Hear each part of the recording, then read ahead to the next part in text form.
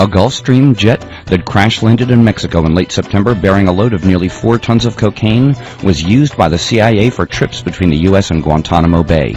But that's just the tip of the iceberg. I speak as a retired international covert operative for the Drug Enforcement Administration. What we're uncovering here through the hard and courageous work of journalist Bill Conroy is something nobody, Central Intelligence, FBI, they don't want this out there. They don't want anybody peeking under the rugs that Mark is talking about this plane crash carrying 4 tons of cocaine.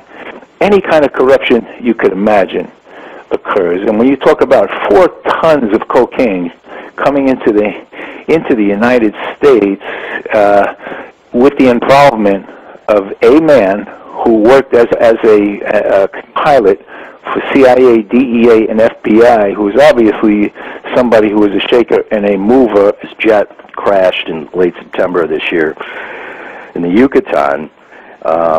It had about 4 tons of coke on it, and it flew out of Fort Lauderdale to Mexico, and from Mexico to Colombia, Rio Negro, Colombia, is where it took off from, which is just outside of Medellin. And it obviously picked up the coke in Colombia and was headed back toward our neck of the woods. Yeah, that's the route. Right, and it was gonna land at an airport, again in the Yucatan, probably from what I've been able to gather, loaded down with that much cocaine and had to refuel. Yeah, exactly. But as they said, someone didn't grease the deal right. In the airport they were going to land at, there was a ship change, and they wouldn't let them land.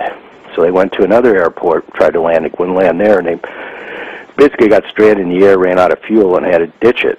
And that's how they got caught. So it was a deal that went bad, apparently. What's come out on it so far is the jet that they were flying.